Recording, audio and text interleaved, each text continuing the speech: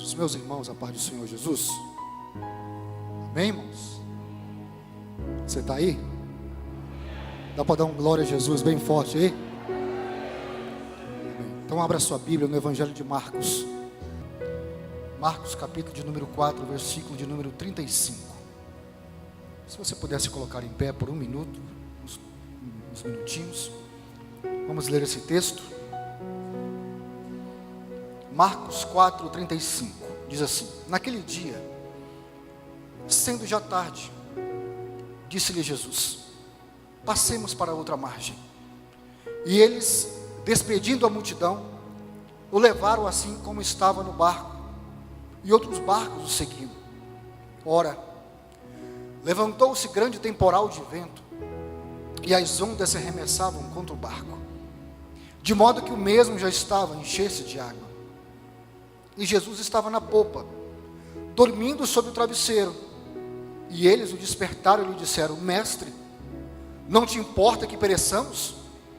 E ele, despertando, repreendeu o vento e disse ao mar: acalma-te, emudece. O vento se aquietou e fez-se grande bonança. Então lhes disse: por que sois assim tímidos? Como é que não tendes fé? E eles, possuídos de grande temor, diziam uns aos outros: quem é este que até o vento e o mar lhe obedecem? Amém, irmãos? Meus queridos, nós estamos aqui numa noite maravilhosa.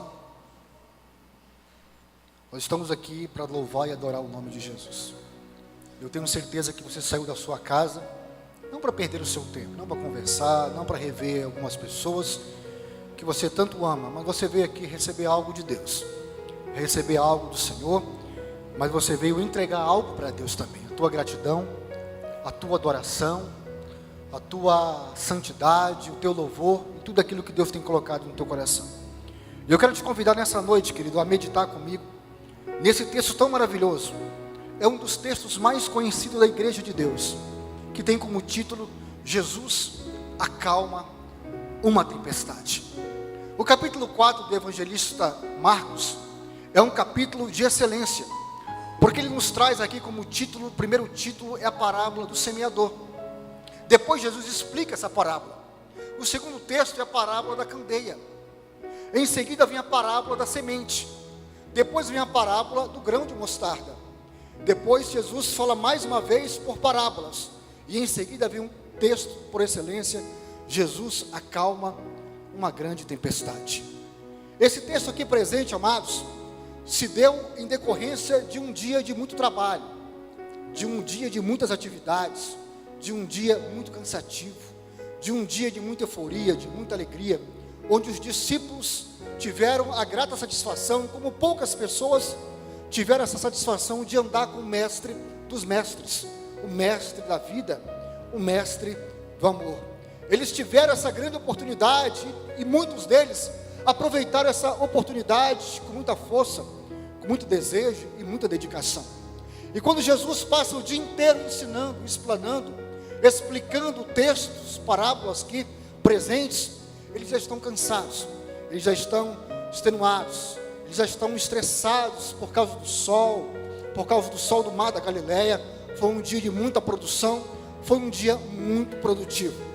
E o texto nos diz que naquele dia, sendo já tarde, Jesus fez um novo convite para eles: passemos para a outra margem. No início do capítulo 4, se você prestar atenção, amados, diz assim: voltou Jesus a ensinar à beira-mar, e reuniu-se numerosa multidão a ele, de modo que entrou no barco, onde se assentou e se afastou da praia. Ou seja, Jesus tinha um hábito de ensinar à beira-mar, perto da praia.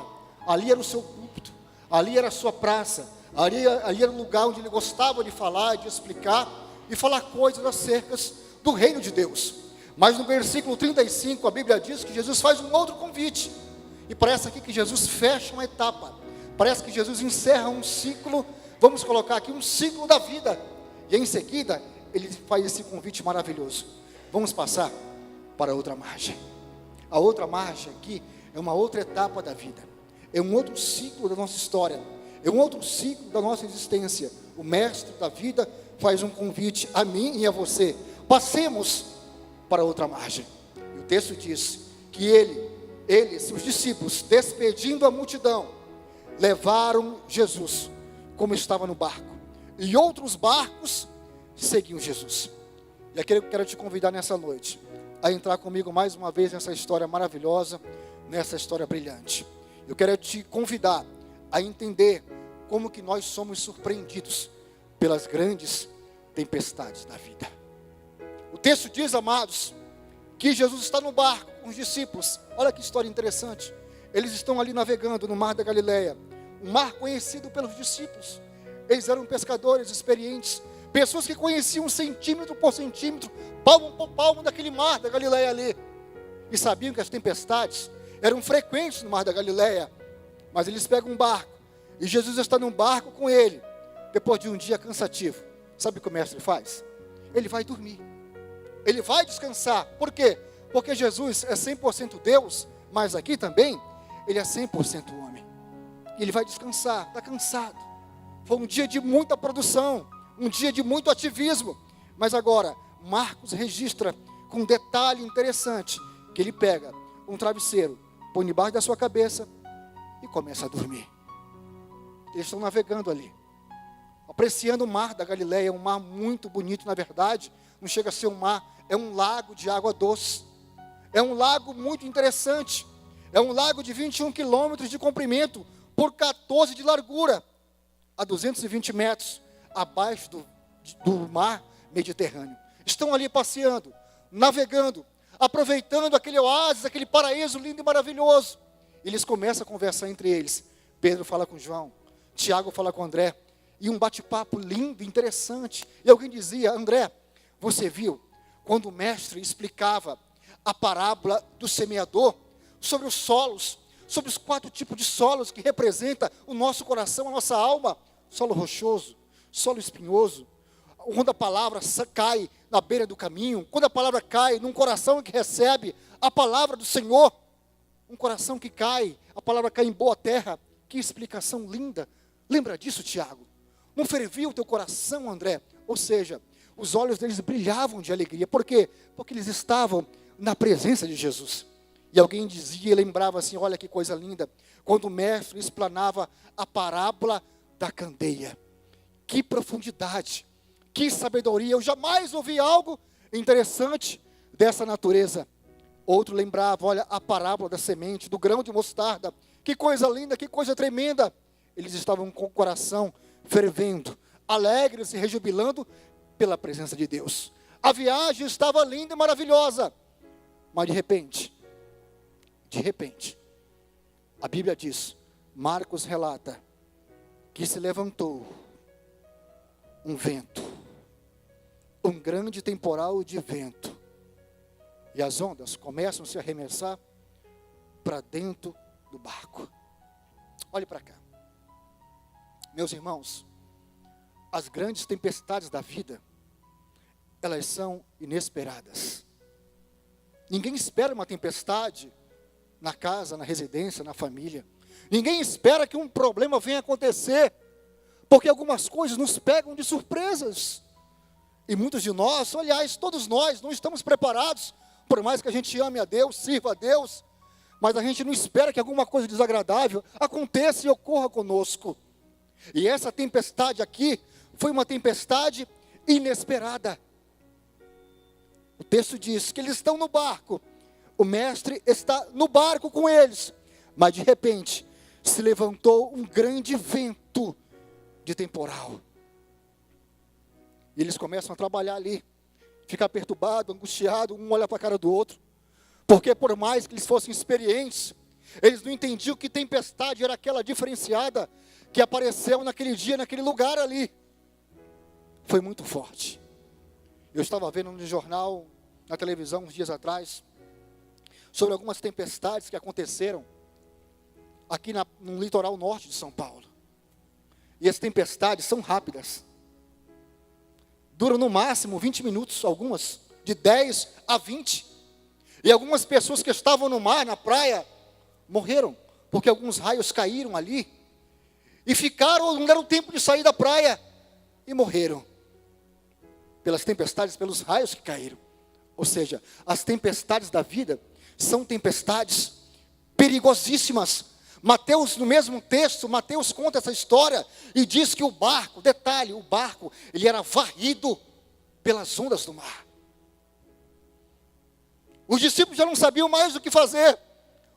Pedro, como era um discípulo experiente no mar, o desespero bateu no coração e no semblante de Pedro. E dizia: meu Deus, eu nunca vi algo tão terrível. O que a gente faz aqui? Vamos jogar água para cá, tirar água do barco. E de repente, a Bíblia diz que eles, não sabendo mais o que fazer, chamaram o mestre e fizeram uma pergunta: acorda, Senhor, acorda. Olha o meu desespero, olha o desespero de André, de João, de Tiago. Não te importa? O Senhor não se preocupa com a gente, com a nossa situação, com a nossa dificuldade, com a nossa tribulação? Não te importa que pereçamos? Amados, eles já estavam andando com Jesus há um bom tempo, mas eles esqueceram que o mestre ainda estava no barco, e que o mestre não abandona o barco. A tempestade pode até chegar, mas ele fica no barco junto com você. Quando me lembro de tempestade, amados, eu me lembro de uma outra coisa, que as tempestades da vida não são administráveis. Elas são maiores que as nossas forças. Tem uma hora que eu posso lutar, eu posso ter meus recursos, eu posso ter uma experiência de pai, de esposo, de profissional, do trabalho, mas tem uma hora que não dá mais. Sabe por quê? Porque eu e você, nós somos limitados. E por mais que você diga assim: não, peraí, eu confio no meu taco, eu dou conta do recado, peraí, vai devagar. E eu vou te falar uma coisa aqui, te prepara. Porque vai chegar uma hora na tua vida que aquelas pessoas que estavam do teu lado para te ajudar, para orar com você, para te fortalecer, essas pessoas, Deus vai dar um tempo delas. Porque por um tempo Deus colocou alguém do teu lado para te ajudar. Mas vai chegar uma hora que Deus vai afastar algumas pessoas de propósito. Sabe por quê? Porque Deus vai te falar assim: filho, filha, agora é entre eu e você. Agora é entre eu e você. E você que vai ter que colocar o seu joelhinho no chão e vai buscar Deus. E vai clamar aos céus para que as tempestades sejam repreendidas da tua casa, da tua família, em nome de Jesus. Sabe por que Deus faz isso? Sabe por quê? Porque Deus quer tirar a minha e a tua mamadeira espiritual. Deus quer que você dependa dEle. Pastor Eloy, peraí, mas eu não posso depender do pastor Geraldo, do pastor Wilson, dos demais pastores. Dependência, jamais. Precisar, sim. Dependência, não. Dependência de Deus. Deus quer que você cresça. Deus quer que você rompa. Deus quer que você atravesse as muralhas da vida. Quando eu lembro de tempestade, irmãos, eu me lembro de uma mulher chamada Noemi. Noemi morava numa cidade juntamente com seu esposo Elimeleque, chamada Belém, que significa casa do pão. Belém significa casa do pão. Só que no tempo de Elimeleque e Noemi, houve uma fome na terra. Por quê? Porque Israel se afastou de Deus. O que Deus permitiu? Uma fome visitasse a terra de Belém. Belém, que é a casa do pão, está agora com as prateleiras vazias.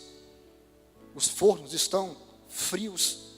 As padarias não vendem mais pão. A cidade está numa falência. Não tem mais trabalho e não tem mais recursos, porque a fome visitou o povo de Deus. E Elimeleque, como é um patriarca, não sabia mais o que fazer, reúne sua esposa e seus 2 filhos, Malom e Quilion, num quarto e disse assim: olha, eu relutei, lutei, mas a partir de hoje, nós vamos embora de Belém. E ela disse: para onde nós vamos, querido? Vamos para algum lugar dessa terra. E eles saem de Belém, fugindo da fome, e vão para onde?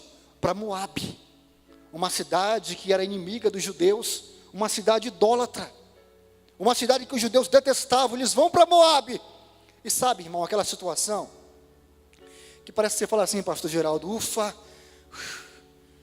graças a Deus, passou o vento. Mas o vento não passou. Eles saem de Belém e vão para Moabe, fugindo da fome. Passa-se um tempo, sabe o que acontece? Elimeleque adoece e vem a falecer.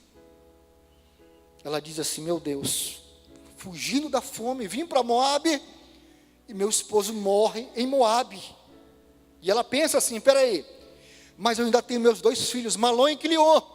E esses 2 jovens, Malom e Quilion, eles se casam com 2 moças. Uma se chamava Orfa e a outra se chamava Ruth. Sabe o que acontece, irmãos? Passaram-se 10 anos, exatamente. E os 2 meninos, que tinham problema de saúde, adoeceram e vieram a óbito. Meu Deus, que situação.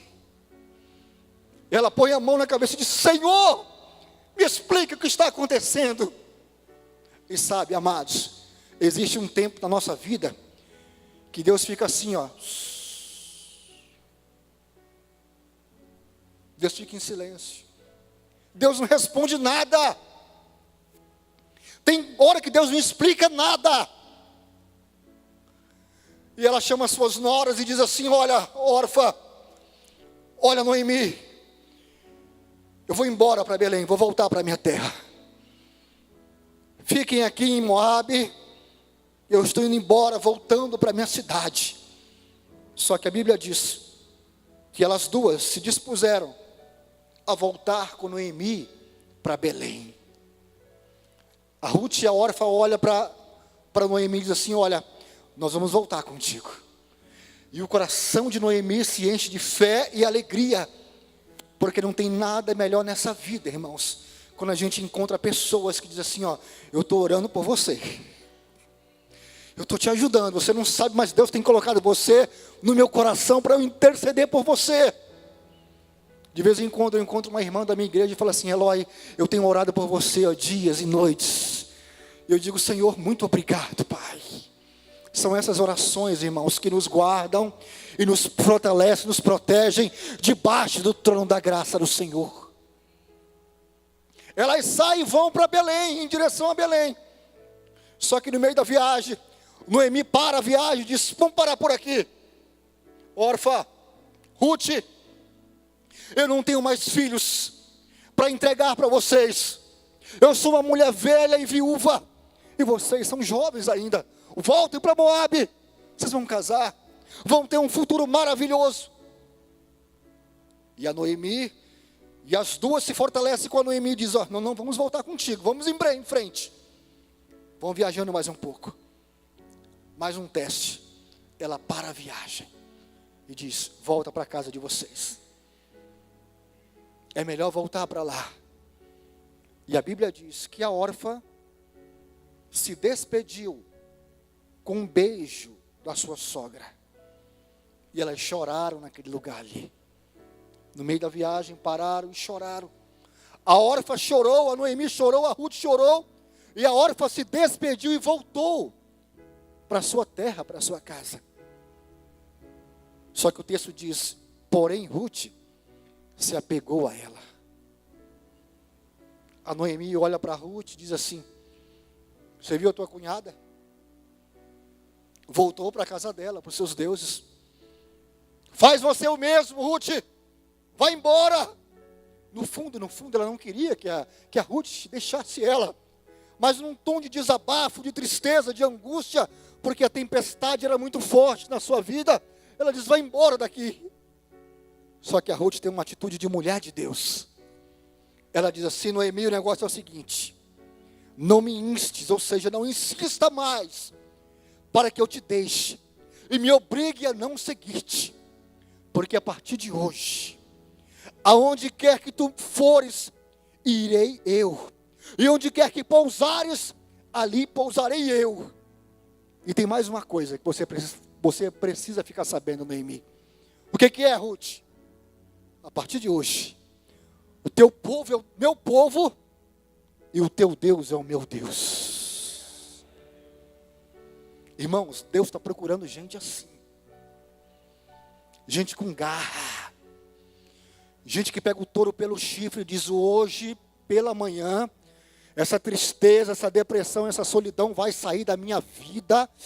E Deus vai me dar vitória essa semana, esse mês. Será um mês de vitória na minha história, para a minha família. Mais um pouquinho de retorno para mim, irmão. Um pouquinho mais de retorno, tá? Deus está procurando crente assim, amados. Sabe?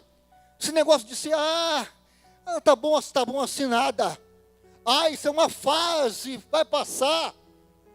Faz parte da vida. Faz não, irmão. Deus não te chamou para o fracasso. Deus não te chamou para ser um crente apático, para ser um homem de Deus apático. Deus te chamou para ser um crente mais do que vencedor, em nome de Jesus.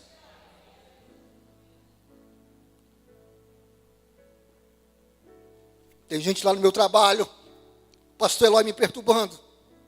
Eu não sei mais o que fazer. Sabe sim. Você vai se levantar e vai buscar a presença do Eterno, e Deus vai te dar vitória. Eu não sei mais o que eu faço com meu esposo. Sabe sim, você vai orar para Jesus salvar ele, converter o coração dele. Os meus filhos estão enveredando por caminhos errados, pastor Eloy. Vai buscar a presença de Deus. Você gerou filhos para serem filhos de Deus. Deus te deu uma família para ser uma família abençoada. A Ruth disse: olha, aonde você pousar, aonde você dormir, eu vou dormir com você. O teu povo, a partir de hoje, é o meu povo. E o teu Deus é o meu Deus. A Noemi olha assim: meu Deus, que mulher é essa? Você vai comigo mesmo, Ruth, para Belém? Vou com você, vamos voltar. E a Bíblia diz uma coisa interessante, amados. Que elas voltam para Belém no princípio da cega da cevada.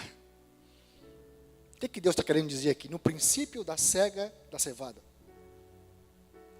Noemi saiu de Belém no auge da fome. Só que ela ficou sabendo que o Senhor estava visitando o seu povo de uma forma maravilhosa. Porque tudo tem hora para acabar. Essa tua tribulação tem hora para acabar. Sabe quando você compra um produto no supermercado, está lá, data de fabricação e data da validade?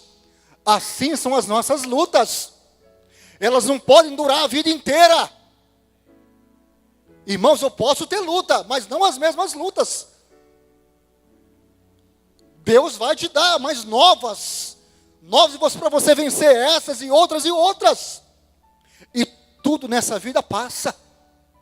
Davi, o salmista, disse assim, o choro pode durar quanto tempo? Uma noite. E a alegria vem logo pelo amanhecer. O que o salmista quer dizer aqui é o seguinte, a minha e a tua luta, ela pode durar 1 mês, 2 meses, 6 meses, 1 ano, até um período maior, mas não vai durar a vida inteira. Chega uma hora que Deus fala assim: filho, você já venceu essa tarefa, esse obstáculo, vem para cá, eu vou te dar vitória. E o nome do Senhor é glorificado. Dá para levantar a mão e dar um brado de vitória ao nome de Jesus? Elas voltam no princípio da cega, da cevada. E lá vai Noemi entrando juntamente com a sua nora em Belém de cabeça baixa. E alguém diz assim: opa, quem é essa que está voltando aí? Não é Noemi? Que saiu daqui fugindo da fome? Cadê o seu esposo? Alguém diz: ela perdeu o esposo. Alguém pergunta: e os seus filhos? Faleceram em Moabe. Ela volta para baixo, de cabeça baixa, entrando em Belém. Só que o Deus maravilhoso, Deus dos céus e da terra, começa a mudar o cativeiro e a vida de Ruth e Noemi. A Bíblia diz, para encurtar a história aqui, que Ruth conheceu um homem chamado Boaz. E Boaz aqui é a figura de Cristo. Porque Boaz é um parente de Noemi. Ela nem lembrava mais de Boaz. Boaz era um homem rico, era um homem próspero. E esse Boaz pagou as dívidas de Noemi, que ficou para trás. A figura de Boaz é a figura de Jesus, que é o nosso parente divino, que nos ajuda, que nos socorre, que é o nosso socorro bem presente na hora da angústia. Eu preguei nessa manhã aqui sobre Jó, que perdeu 10 filhos num dia. Perdeu suas fazendas num dia. E a sua esposa chegou para ele e disse assim: Jó, faz o seguinte.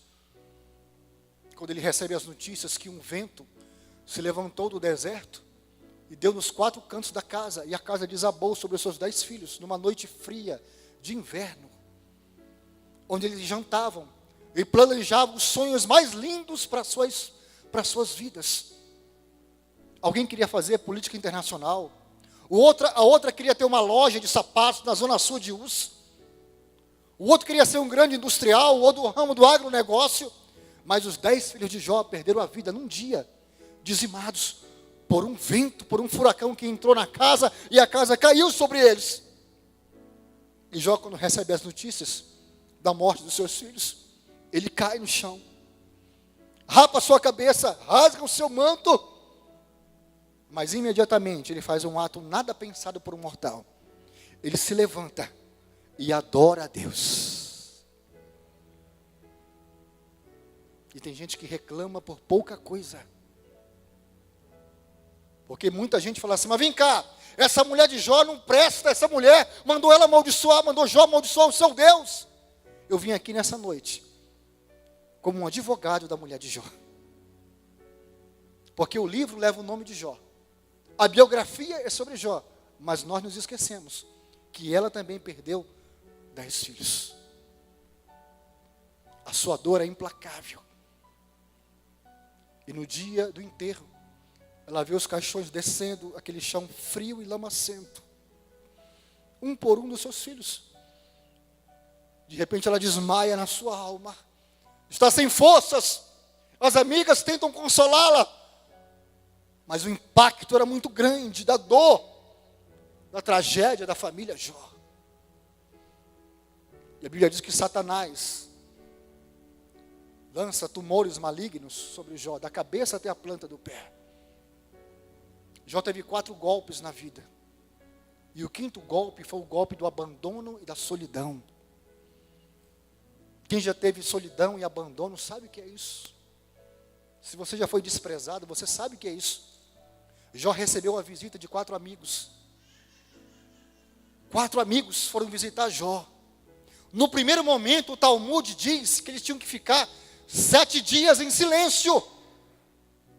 Ali, quando eles viram Jó magro, feio, com febre alta, com tumores da cabeça à planta do pé, eles se condoeram pelo amigo, não reconheceram Jó, mas ficaram em silêncio. Depois de 7 dias, Jó quebra o silêncio, e eles começam a falar. E falaram, sabe para quê? Para causar mais dor em Jó. Jó, a culpa é sua. Jó, alguma coisa você fez no verão passado, Jó. Jó, eu tenho certeza que você não pagou o 13º de algum funcionário seu, Jó. Por quê? Porque Jó era um homem rico. Jó era um arquimilionário. Se Jó, irmãos, estivesse entre nós aqui, pastor Geraldo, eu penso que esse grande milionário aí, me fugiu o nome dele, Eike Batista, seria um simples funcionário de Jó. Jó teria mansões espalhadas pela Europa, frotas de aviões, aras, muitos cavalos, fazendas e fazendas. Mas era um homem respeitado. Se Jó estivesse entre nós e andasse na nossa Câmara, no Senado, muitos senadores da República tinham que baixar a cabeça, porque Jó era um homem íntegro. A Bíblia diz, e o Senhor dá declaração disso, que Jó era um homem reto, íntegro e que se desviava do mal. E Deus fez uma pergunta a Satanás: observaste o meu servo Jó? Você percebeu que Jó não se envolve com mensalão? Que ele não aceita propina? E o inimigo acusa Deus de suborno. É fácil de servir. Tu entregas os bens maiores a ele e Deus dá autorização. Toca nos bens. Ele tira tudo e tira os filhos. E Jó vai à bancarrota e à falência. Quinto golpe da vida de Jó: solidão e abandono. Os amigos só acusavam. Jó, você não amparou o órfão, não cuidou da viúva, Jó. Se você analisar o livro de Jó, você vai perceber que Jó tirava lã das próprias ovelhas e fazia roupas para os estrangeiros no tempo do frio, dos órfãos se vestirem. Era um homem que cuidava das pessoas. Jó era um sábio. Empresários falidos vinham até Jó e Jó dava consultoria de graça. Pessoas que estavam com o seu casamento falidos, Jó dava uma palavra, eles se restauravam. Eu descobri na Bíblia que Jó era convidado pelo Supremo Tribunal Federal da sua cidade para dar a última palavra. Os magistrados com suas roupas de gala, bem vestidos, não sabiam o que fazer com o réu e perguntavam: você o que faz? Eu vou absolver você, eu condeno, você eu condeno. Quando chegava em Jó e dizia: Jó, a palavra é sua. Se você condenar ou absolver, nós acatamos e assinamos embaixo. E agora? Cadê os magistrados? Cadê os parentes? Cadê os amigos? Sumiram. Sabe, irmãos, eu acabei de entender que na vida, alguns momentos de solidão são permissões de Deus. É permissão de Deus. Sabe quando muita gente se afasta de você? As pessoas vão embora da tua casa.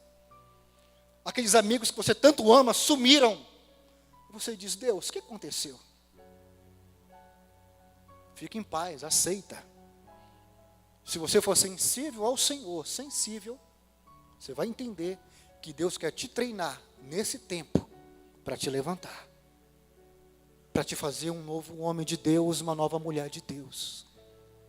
Davi foi treinado na solidão. E Jó passou por isso. E os dias vão passando. Até que um dia, Jó vai orar. O Senhor diz assim: Jó, vá orar. Imagina essa cena, um homem que não dormia, porque com tumores da cabeça até a planta dos pés. Deitava na cama, gemia para cá, se virava para cá, gemia para lá. E a sua companheira não o abandonou, ficou do lado dele ali, ouvindo seus gemidos nas madrugadas. Ai. Ela pegava um remédio: toma aqui, Jó. A febre não passava. E Deus falava assim: Jó, vá orar. Orar para quem, Senhor? Orar para mim? Não. Vá orar pelos seus amigos. Orar pelos meus amigos, isso mesmo. E Jó dobra o seu joelho, cansado, e diz: Senhor, perdoa o Eliú. Perdoa o Elifaz, Pai. Perdoa a Bildade e o Zofá, Senhor. Eles falaram coisas que não deviam falar contra mim, mas eu perdoo eles. Quando Jó se levanta pela manhã, a sua mulher faz um café, esquenta um pão ali, e ela começa a olhar para Jó e ele diz: está olhando o quê? Chega mais perto aqui. O que foi? Jó, tinha um tumor aqui. Não tem mais. Abre a camisa, Jó. Tinha outro aqui nas costas. Não tem mais, Jó. No outro dia, ele se levanta cedo e ela diz: querido, vem aqui. Deus te curou, não tem mais nada no seu corpo. Deus estava sarando e virando o cativeiro do seu servo naquela madrugada. Sabe o que Deus quer fazer comigo e com você? Deus quer mudar o nosso cativeiro.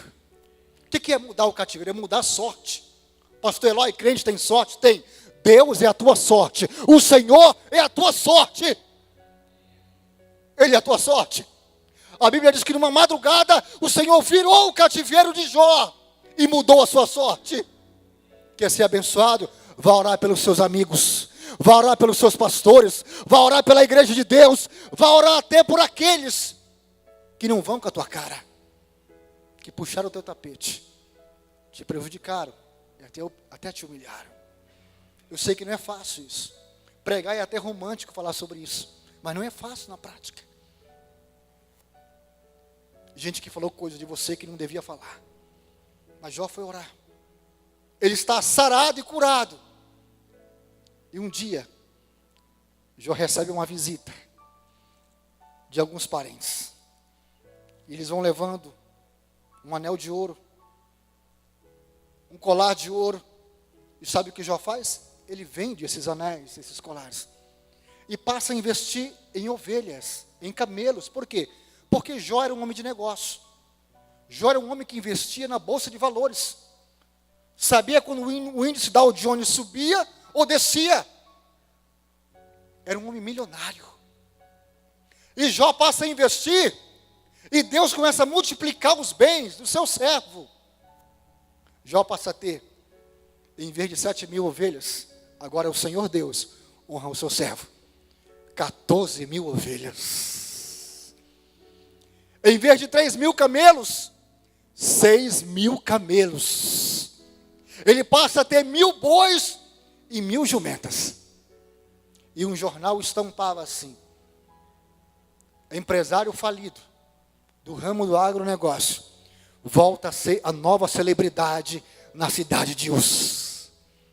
A revista Caras mostrava assim, empresário esquecido, quebrado, novamente aparece no cenário nacional como a maior celebridade da cidade de Uz. Deus enriqueceu novamente o seu servo. Mas tem algo incompleto.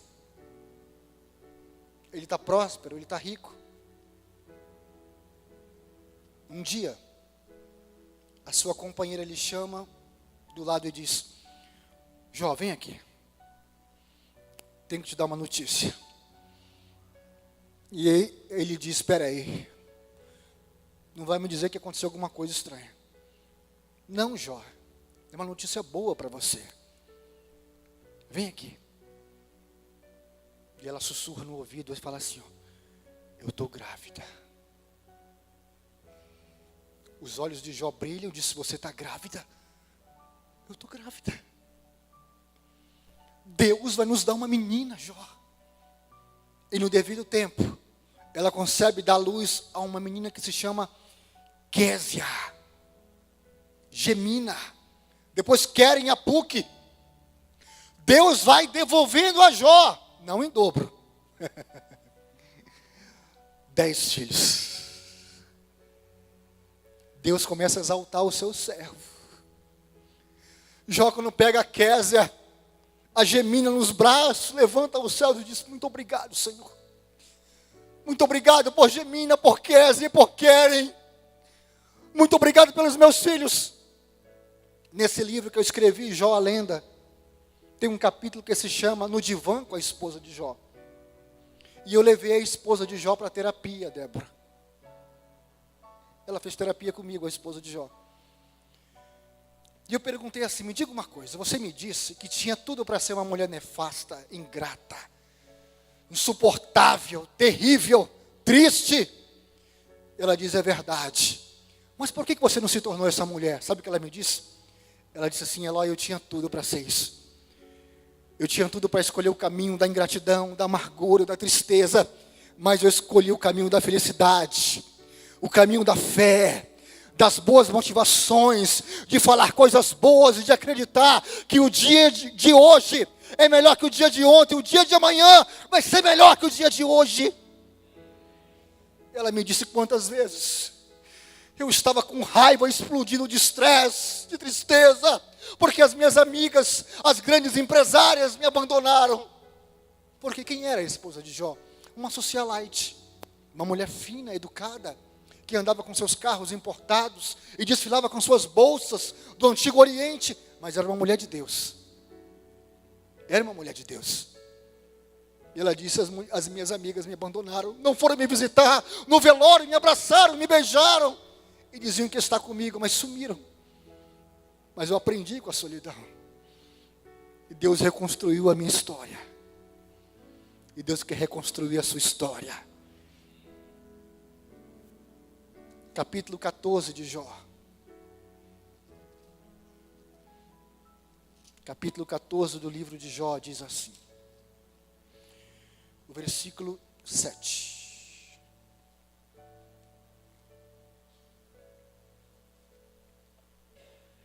Palavras de Jó. Porque a esperança para a árvore, mesmo se for cortada, ainda se renovará, e não cessarão seus rebentos. Se envelhecer na terra sua raiz, e no chão morrer o seu tronco, ao cheiro das águas brotará, e dará ramos como a planta nova. Sabe o que Deus está falando aqui comigo, contigo? Deus está dizendo assim, ó, meu filho, minha filha, a esperança para você. Mesmo se você for cortado, você vai se renovar ainda. E não cessarão os teus rebentos. Outra coisa que Deus diz é assim, ó, se envelhecer na terra a tua raiz, e no chão morrer o tronco, raiz e tronco. Quando as pessoas veem uma árvore seca, com a raiz já se quebrando, o tronco já seco, as pessoas pegam aquela árvore e jogam para ser queimada. Deus fala assim, ó, ainda se envelhecer na terra, a sua raiz no chão morreu o seu tronco, ao cheiro das águas brotará e dará ramos como a planta nova. Eu quero ser como planta nova. Você quer ser? Uma planta nova, regada por Deus, porque um homem na Bíblia é comparado à árvore. Deus quer fazer isso contigo. E no capítulo 42, versículo 5, Jó diz assim, Senhor, eu te conhecia, só de ouvir falar, só de ouvir, mas agora os meus olhos te veem. A gente conhece muito Deus na teoria, irmãos. A gente sabe muita coisa, mas muita teoria. E o Deus quer te trazer, sabe para onde? Para outra margem. E eu termino falando essas palavras aqui. Acalma-te. Amudece, vento. E os discípulos diziam uns aos outros, quem é este? Que até o vento e o mar lhe obedecem. Fique de pé comigo nesse momento.